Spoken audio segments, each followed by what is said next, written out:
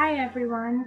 Um, I just wanted to come to you guys and talk to you guys today about pretty much dealing with being stagnant, dealing with the spirit of depression, and dealing with the unknown, pretty much. I know in this season I've been like kind of stagnant and drifting away and everything, and I haven't known why. It's like I went from coming into this new me and getting to know God and experiencing all these wonderful and marvelous things, and to go from that to flatlining. So I've been feeling like I flatlined spiritually, and I just haven't understood why, and I just been pretty much stuck. And then to go from experience God in this marvelous way to feeling like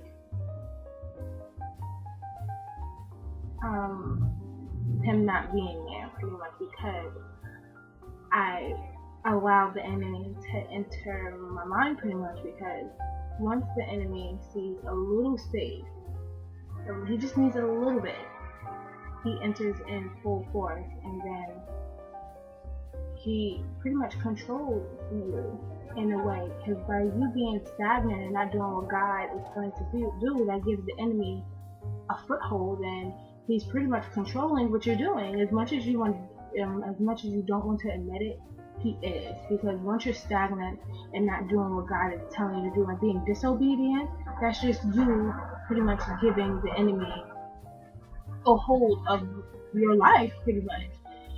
And that's where I've been for a while, and I've been in a place where I haven't been feeling God. I haven't heard him in a while.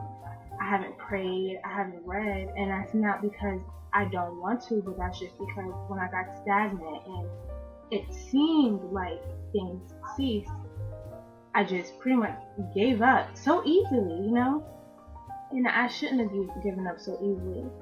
And it just pretty much handed the devil pretty much everything he wanted, because by me being stagnant and not doing what God called me to do, that took me to a place of not helping others, because when you help others, you're pretty much helping yourself. And I haven't been doing that. I've been feeling like God hasn't spoken to me, and that doesn't necessarily mean that he has not spoken to me. That could just mean that I haven't been paying attention, and by me being stagnant and being ignorant pretty much to God, that put me in a place of not being able to see him see the way I should be, and hearing the way I should be hearing him. And being by me not studying and praying, that just took it to a whole nother place. And pretty much my disobedience is what I'm pretty much paying for, because being disobedient just takes you to another place,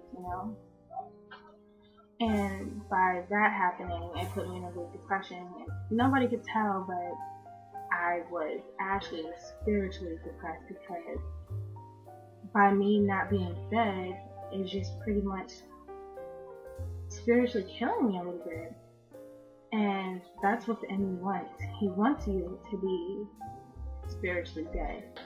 But I'm pretty much coming back into my own, and for the last few days, pretty much, I've been hearing and stuff again. I've been seeing, I've been reading and everything, and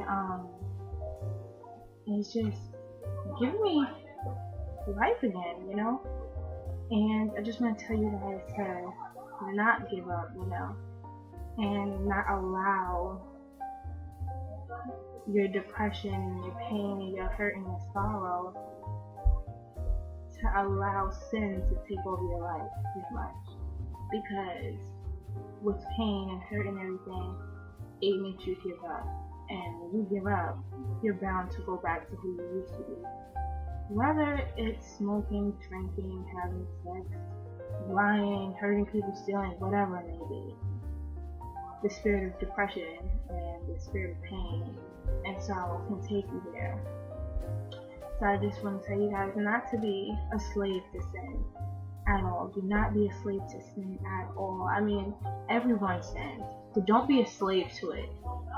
Allow the sin to be a slave to you because you control it. So instead of being a slave to sin, be a slave to righteousness. Pretty much what I can tell you. Not saying that everybody is all high and mighty, but as much as you want to be righteous, you try to live as righteous as you want to live. But I'm here to tell you that you have an option to either be a slave to sin or a slave to righteousness. It's up to you to choose, because you give the enemy as much power as he can have. So even though it may seem like the enemy is the most strongest, I guess, being in this world, it's a lie. God is, and because you're a son and daughter of God, gives you the power, over the enemy. So I'm gonna let you know that he has as much power as you give him, and because you're more powerful than the enemy, and God has already won, you've won. So you guys just have a great night, and keep on going.